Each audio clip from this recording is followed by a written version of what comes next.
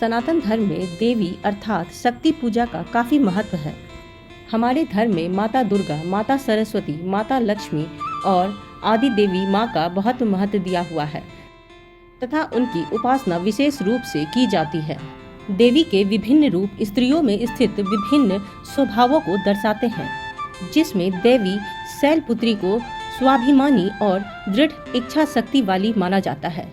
ब्रह्मचारिणी को स्थिर मना और संघर्षशील माना जाता है। माता चंद्रघंटा को कल्याणमयी माना जाता है। इसी तरह कुष्मांडा माता को गर्भ धारण करने वाली माना जाता है, अर्थात जब स्त्रियां गर्भ धारण करती है तो वह माता कुष्मांडा की तरह हो जाती हैं।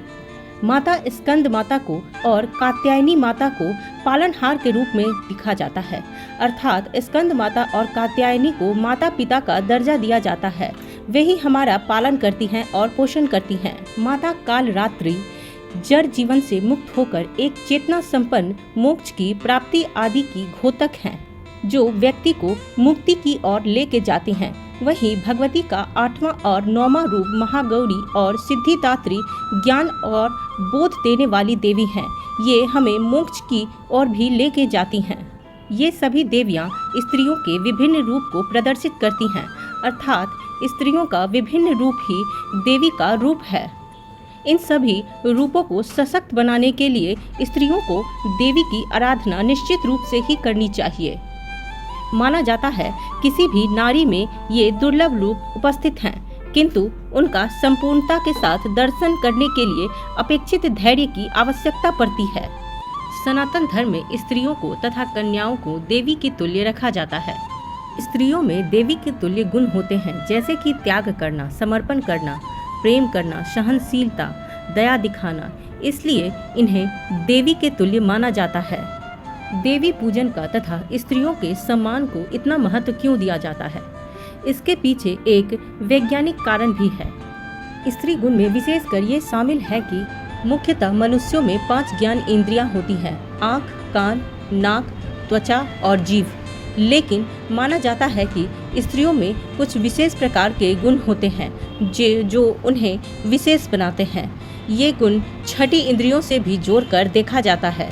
पुरुषों की अपेक्षा स्त्रियों में 6ठी इंद्रियां ज़्यादा विकसित होती हैं।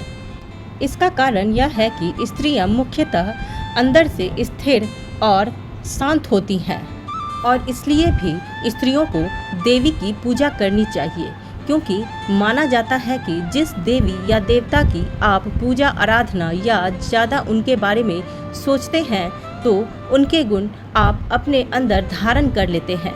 इस तरह से अगर हम देवी की प्रतिमा की या देवी की रूप की पूजा करते हैं तो उनकी शक्ति हम अपने अंदर धारण करते हैं, जो स्त्रियों को एक विशेष गुण देता है।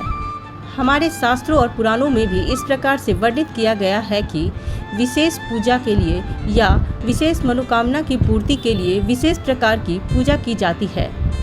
इसका कारण सिर्फ यही है कि उस पूजा से आप उस देवता के विशेष गुण अपने अंदर धारण करके अपनी मनोकामना की पूर्ति करते हैं, क्योंकि यह तो हम सभी जानते हैं कि हमारे सोचने से ही एक विशेष प्रकार की ऊर्जा हमारे आसपास बनती है।